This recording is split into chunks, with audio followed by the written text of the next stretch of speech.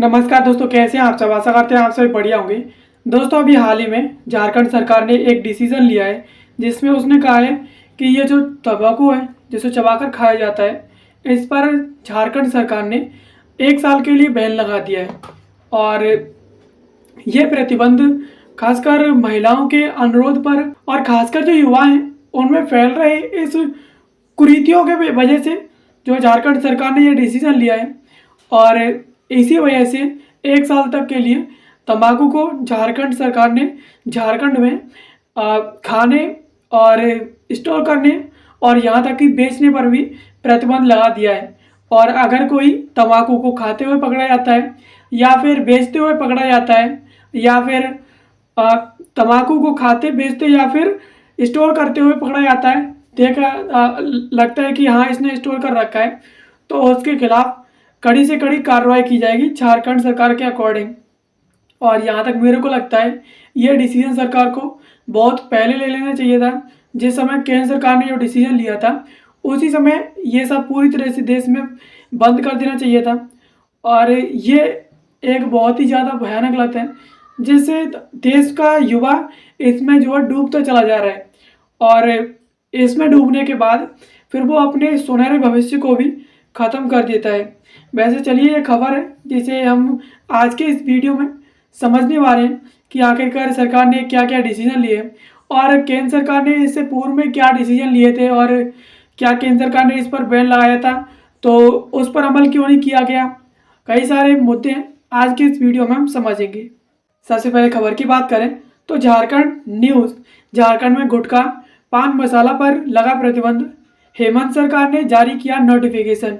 यानी जो हेमंत सरकार है, मुख्यमंत्री हैं झारखंड के, उन्होंने ये नोटिफिकेशन जारी किया है और इसके चलते ये टॉपिक जो है चर्चा में आया है। चलिए पूरी खबर को बिंदुवार समझ लेते हैं। तो झारखंड राज्य ने तंबाकू एवं निकोटिन युक्त गुटखा एवं पान मसाला पर पूर्ण प्रतिबंध लगा दिया है। और झारखंड में ना तो इसका निर्माण होगा, ना ही भंडारण होगा और ना ही इसका वितरण और ना ही इसकी बिक्री होगी। यानी झारखंड सरकार ने इस पर प्रतिबंध लगा दिया है। और इस प्रतिबंध के तहत झारखंड में तंबाकू का निर्माण होना, भंडारण होना, वितरण होना और इसकी बिक्री होना, इन सभी पर प्रतिबंध लगा दिया गया है। और स्वास्थ्य विभाग ने मंगलवार को इस संबंध में अधिसूचना जारी कर दी है।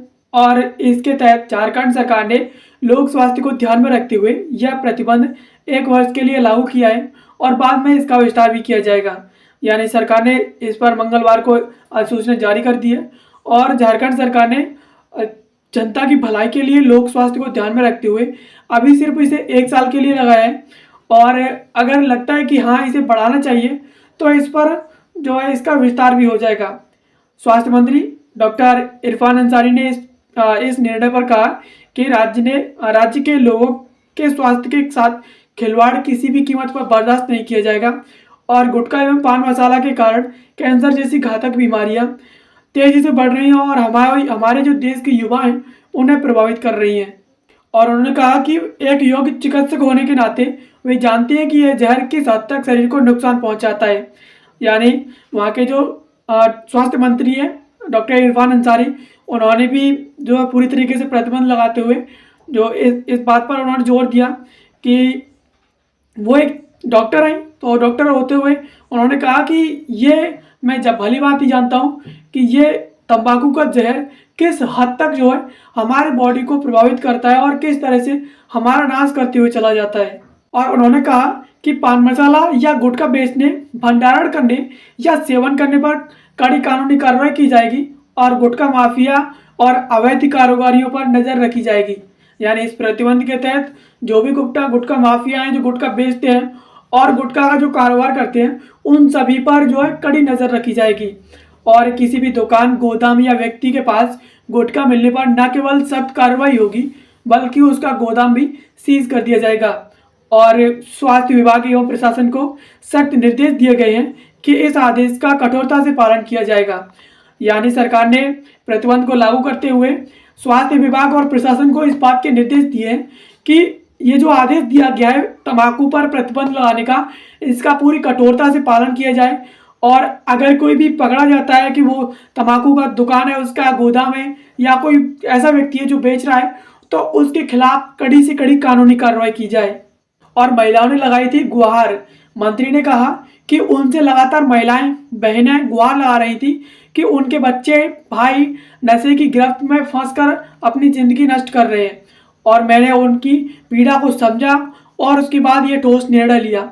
उन्होंने अधिकारियों और आम जनता से अपील करते हुए कहा कि वे इस फैसले को एक चुनौती की तरह लें और झारखंड को गुटखा मुक्त बनाने में जो है सहयोग करें।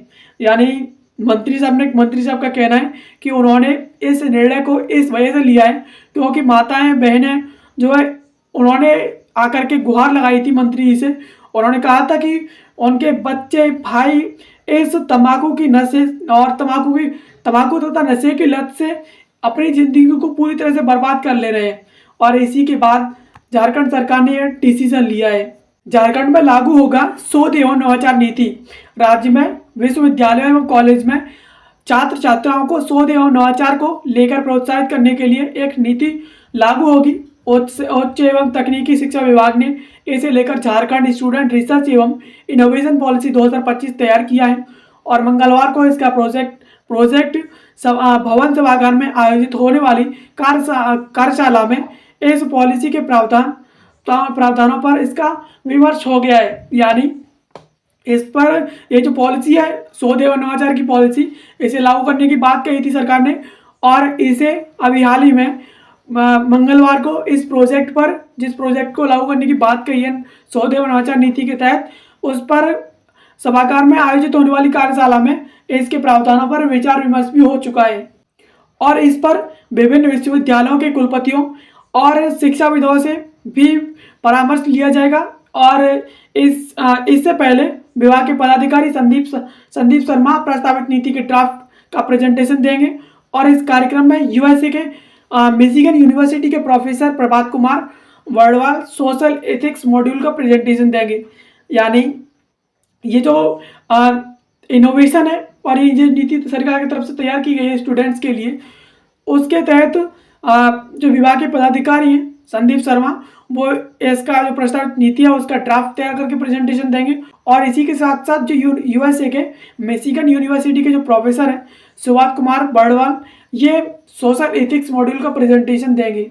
और वहीं टैक्स बिन आईआईटी धनबाद के सीईओ विनोबा भावे विश्वविद्यालय में प्रस्तावित multi disciplinary education research university Meru के विकसित किए जाने वाले प्रेजेंटेशन देंगे।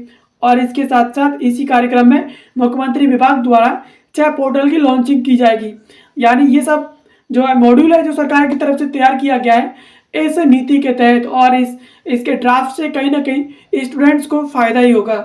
और केंद्र सरकार ने भी इससे पहले तंबाकू या गुटखा पर प्रतिबंध लगाया था, लेकिन वो हमें दिखाई क्यों नहीं देता है, और आखिरकार केंद्र सरकार के द्वारा इस पर जो प्रतिबंध लगाया गया था वो फीका क्यों पड़ गया है और सरकार उस पर ध्यान क्यों नहीं दे पा रही है। तो डाउन टू अर्थ के अनुसार भारत सरकार ने पूरे देश में गुटखा और अन्य चबाने वाले तंबाकू उत्पादों की बिक्री पर प्रतिबंध लगा दिया था, और भारतीय खाद्य सुरक्षा एवं मानक प्राधिकरण यानी फसाई ने 1 अगस्त 2011 को नए नियम जारी किए, और इसमें किसी भी खाद्य उत्पाद में तंबाकू या निकोटीन के इस्तेमाल पर रोक लगाई थी। यानी 1 अगस्त 2011 को केंद्र सरकार ने तंबाकू पर और अन्य तंबाकू की तरह जिस तरह से चबाने वाले जो पदार्थ हैं और जिनमें तंबाकू और निकोटीन पाई जाती है, उन सभी ऐसे पदार्थों को, ऐसी चीज़ों को, ऐसे उत्पादों को खाने पर रोक लगाई थी, और पूरी तरीके से ऐसे उत्पादों को प्रतिबंधित कर दिया था। और स्वास्थ्य विशेषज्ञों और नागरिक समाज समूहों ने सावधानी से प्रतिबंध का स्वागत किया, और गुटखा उद्योग ने पहले भी राज्यों और केंद्र द्वारा जारी किए गए ऐसे कई प्रतिबंध आदेशों का दरकिनार किया है। 2000 के दशक की शुरुआत में गोवा, आंध्र प्रदेश, महाराष्ट्र और तमिलनाडु ने चबाने वाले तंबाकू उत्पादों पर प्रतिबंध लगाया था। यानी 2000 में ही गोवा और आंध्र प्रदेश, महाराष्ट्र और तमिलनाडु ये ऐसे राज्य थे जो तंबाकू पर पूरी तरीके से प्रतिबंध यानी संरक्षण लगा चुके थे, और उद्योग ने इसे सर्वोच्च न्यायालय में भी चुनौती दी थी, और जिसमें सर्वोच्च न्यायालय ने कहा था कि केंद्र ही इस तरह के जो है प्रतिबंधों को लगा सकता है। यानी सुप्रीम कोर्ट ने कहा कि सिर्फ और सिर्फ केंद्र सरकार ही ऐसे प्रतिबंधों को लगा सकता है, और इसके अलावा कोई भी जो है ऐसे प्रतिबंधों को नहीं लगा सकता। और 2006 में केंद्र ने उस समय लागू खाद्य अपमिश्रण निवारण यानी पीएफए अधिनियम 1954 में संशोधन करके पूरे देश में इसी तरह का प्रतिबंध लगाने का प्रस्ताव रखा था। और गुटखा उद्योग ने फिर से विभिन्न राज्य उच्च न्यायालयों में इसका विरोध किया और स्थगन आदेश भी प्राप्त किए थे। यानी सरकार ने 2006 में जो उस समय लागू जो है अधिनियम था खाद्य अपमिश्रण निवारण यानी पीएफए जो अधिनियम था 1954 का, उसमें संशोधन करके इस तरह के प्रतिबंध को पूरे देश में इम्प्लीमेंट किया था। और इस इम्प्लीमेंटेशन का जो गुटखा उद्योग थे उन्होंने और विभिन्न राज्यों के जो उच्च न्यायालय थे उनमें इसका विरोध किया था। और इसके साथ साथ उस विरोध के लिए उसे रोकने के लिए स्थगन आदेश भी प्राप्त किए थे। और संशोधन के खिलाफ याचिकाएं 2009 में सर्वोच्च न्यायालय में स्थानांतरित कर दी गई। और यानी ये संशोधन किया गया था सरकार के द्वारा 2006 में, उस संशोधन के खिलाफ 2009 में सर्वोच्च न्यायालय में इस तरह की याचिकाएं जो है भेजी गई थी। लेकिन सरकार ने कभी मामले को आगे नहीं बढ़ाया और प्रस्तावित प्रतिबंध दिन के उजाले में नहीं आ सका। लेकिन यानी कहने का मतलब यही है कि सरकार ने उस समय संशोधन कर दिया था पीएफए एक्ट में, और उसके बाद जो गुटखा कंपनी थी उन्होंने उसका विरोध किया था। और उसके बाद सरकार ने इस पर ध्यान नहीं दिया और इसी वजह से इतना बड़ा एक्ट और संशोधन होने के बाद भी जो देश में पूरी तरीके से लागू नहीं हो पाया और वो भी केंद्र सरकार इस पर ध्यान नहीं दे सकी। खाद्य सुरक्षा और मानक विनियमन 2011 के पीएफए अधिनियम की जगह लेने के बाद अब इस मामले का कोई महत्व नहीं रह गया। यानी जो खाद्य सुरक्षा और मानक जो विनियमन है उसने 2011 के पीएफए एक्ट की जगह ले ली है और उसके बाद इस अधिनियम की जो है कोई जगह नहीं रह गई। ये जो मामला था जो सरकार ने केंद्र सरकार ने शुरू किया था, जिसके तहत गुटखा कंपनी जो सुप्रीम कोर्ट से लेकर विभिन्न राज्यों के हाई कोर्ट तक गई थी और स्थगन आदेश प्राप्त किए थे, अब इस अधिनियम की जगह जो है खाद्य सुरक्षा मानक विनियमन अधिनियम 2011 ने ले ली। तो उसके बाद फिर ये मामला जो फीका पड़ता गया और इस पर कोई ध्यान नहीं दिया गया। लेकिन सर्वोच्च न्यायालय ने इसके बीच हमेशा उत्प्रेरक की भूमिका निभाई थी, यानी इसे हमेशा आगे बढ़ाया था। इस बहस की उत्पत्ति 2003 में राजस्थान उच्च न्यायालय में भारतीय अस्थमा केयर सोसाइटी द्वारा गुटखा और पान मसाला जैसे पैकेजिंग उत्पादों में इस्तेमाल होने वाली प्लास्टिक पाउच से होने वाले प्रदूषण के खिलाफ दायर मामले से पता लगाई जा सकती है। यानी जब केंद्र सरकार ने इस पर जो बैन लगाया था उसकी जो है शुरुआत हुई थी 2003 में एक राजस्थान उच्च न्यायालय में भारतीय अस्थमा केयर सोसाइटी के द्वारा गुटखा और जो पान मसाला कंपनी थी उस पैकेजिंग में जो प्लास्टिक यूज की जाती है उसके द्वारा जो प्रदूषण हो रहा है उसके खिलाफ जो है याचिका दायर की थी। और इसी वजह से ये जो मामला इतना बड़ा होता चला गया। न्यायालय ने 2007 में राज्य के सभी गुटखा निर्माताओं को प्लास्टिक पैकेजिंग का उपयोग करने पर प्रतिबंधित कर दिया था। यानी 2007 में न्यायालय ने कहा था कि जो भी गुटखा कंपनियां हैं वो कोई भी कंपनी प्लास्टिक की पैकेजिंग यूज नहीं करेगी, क्योंकि इससे जो प्रदूषण होता है वो जो है डाइजेस्ट नहीं हो पाता है और इसी वजह से जो है उर्वरा जो मिट्टी है वो खराब होती चली जा रही है और उसकी उर्वरा शक्ति जो है बहुत ही ज़्यादा डाउन होती चली जा रही है। और इसी वजह से प्लास्टिक पर प्रतिबंध लगा दिया था इन कंपनियों के यूज़ करने पर। और उद्योग ने इस फैसले को उच्च न्यायालय में चुनौती दी थी और जिसने उच्च न्यायालय के फैसले को बरकरार रखा था। यानी जो गुटखा उद्योग थे उन्होंने उच्च न्यायालय के फैसले को सर्वोच्च न्यायालय में चुनौती दी थी, लेकिन सर्वोच्च न्यायालय ने उच्च न्यायालय के फैसले को बरकरार रखा और केंद्र को यह सुनिश्चित करने का निर्देश दिया कि वह स्वतः संज्ञान लेते हुए न्यायाधीशों ने केंद्र से देश में निर्मित गुटखा और इसी तरह के उत्पादों की अवयवों और मानव स्वास्थ्य पर होने वाले हानिकारक प्रभावों का अध्यापन करने को कहा। यानी सर्वोच्च न्यायालय ने कहा था कि केंद्र सरकार इस पर खुद इस बात का संज्ञान ले कि जितने भी गुटखा उत्पाद है जो गुटखा कंपनियां बना रही हैं उन उत्पादों से और उन उत्पादों में जो अवयव हैं उनसे मानव स्वास्थ्य पर कितना हानिकारक प्रभाव पड़ेगा, इस सभी का अध्ययन करके एक हमें जो है डिटेल दीजिए, उस आधार पर हम जो निर्णय सुनाएंगे। और उसके बाद केंद्र सरकार ने फरवरी में अपनी रिपोर्ट पेश की और रिपोर्ट में कहा गया कि धुआं रहित तंबाकू उत्पादों के सभी प्रमुख भारतीय ब्रांडों में करीब 3095 रसायन होते हैं और इसमें तंबाकू विशिष्ट एंड नाइट्रोसामिन या TSNA जैसे कैंसर पैदा करने वाले रसायन और सीसा और तांबा जैसी भारी वस्तुएं शामिल है। सीसा एक ऐसा जहरीला धातु है जो तंत्रिका तंत्र को नुकसान पहुंचाता है, जबकि जो तांबा है वो जीन में परिवर्तन कर देता है। यानी इस तंबाकू में करीबन 3095 तरीके के रसायन पाए जाते हैं, जिनमें सबसे ज़्यादा जो घातक रसायन होते हैं वो एक सीसा है जो कि तंत्रिका तंत्र को हद से ज़्यादा प्रभावित करता है, और इसी के साथ साथ तांबा है जो कि व्यक्ति के जीन को ही परिवर्तित कर देता है। यानी उसे जीन का परिवर्तन, ये समझो कि उसे कहीं का नहीं छोड़ेगा, ऐसा इतना बड़ा परिवर्तन कर देता है, और बहुत सारे सिम्टम्स और जो है बहुत सारे बीमारियां जो उसके अंदर बना के तैयार कर देता है। और रिपोर्ट में यह भी कहा गया कि अधिकांश TSNA के लिए कोई सुरक्षित सीमा नहीं है, और राष्ट्रीय स्वास्थ्य और परिवार कल्याण संस्थान NIHFW 2009 में मुंबई के कस्तूरबा अस्पताल में भारतीय पर्यावरण चिकित्सा संस्थान द्वारा किए गए ऐसे ही एक प्रयोगशाला में इसका परीक्षण किया गया। जांचे गए गुटखा ब्रांडों में से 30% ने विश्व स्वास्थ्य संगठन यानी WHO द्वारा तय भारी धातुओं की स्वीकार्य सीमाओं को पार किया है।